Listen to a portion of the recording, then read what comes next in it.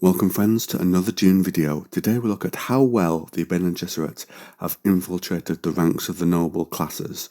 We get a questionable figure on this in the Dune Encyclopedia, but I'm going to look at the families that are active in the story. So we will draw on the original Dune novel and the Houses trilogy and the Caladan trilogy, which I said before it. General spoiler warning, let's get straight into it. One other thing of note is that I'm going to class one Bene Gesserit being part of a house as the house being infiltrated.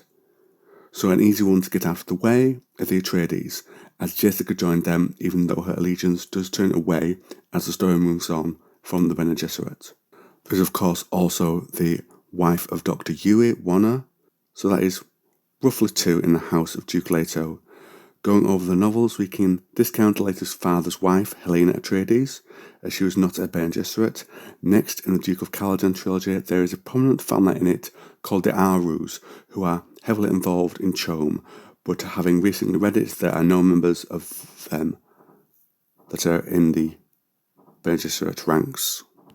So now if we look at House Corrino, we have of course the Emperor's daughter, Irulan. Shaddam's wife, Anirul, was also a Bene Gesserit of hidden rank.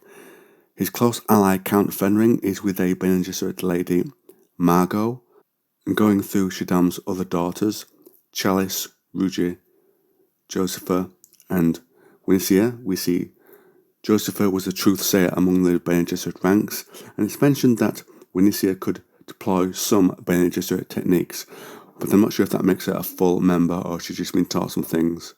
Next, mainly shown in the Houses trilogy, we will look at House Akaz. The head of their house was Armand Akaz. One of his daughters was Sanya Akaz, who was to be married to Duke Leto, but was not trained in the ways of the Bene Gesserit.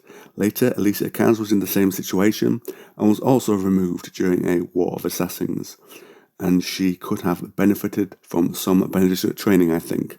And her third daughter, Messa, was also not given Bene Gesserit training, so that is one house they did not infiltrate in terms of the main family at least. And I of course feel at this point I must mention of course House Harkonnen, though the Reverend Mother Gaius Helen Mahayam was able to get DNA from the Baron. There was never a Bene Gesserit who was getting information from them directly. There was just that one interaction. Now on to the next house. Next up is House Mauritani. The head of the house was Hundro Mauritani. His wife Scylla, little is known about her, and no mention is made of the Bene Gesserit influence. And they had a son as an heir, so nothing for the Bene Gesserit to latch onto there, at least in terms of a direct person that they can control. And now we turn to the final house, Vernis, who, at the time of the Houses trilogy, rule Ix.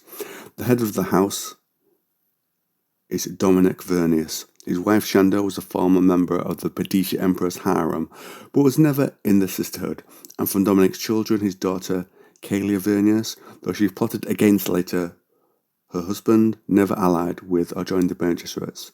And this leaves Tessia, who was Dominic's daughter-in-law, and who was trained since birth by the sisterhood, so there was one member of the house that participated in their plans.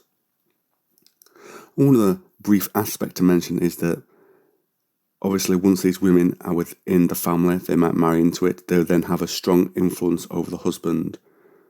So it's worth mentioning as well that that's one of the things that they'll be able to do once they're infiltrating the house.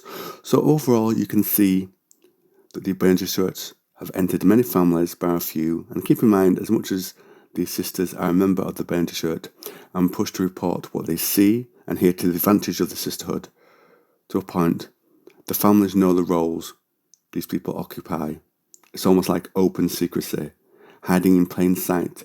The families know what they can do in terms of the training, but the Kwisatz Haderach and the sisterhood's broad secret purpose are not known by most.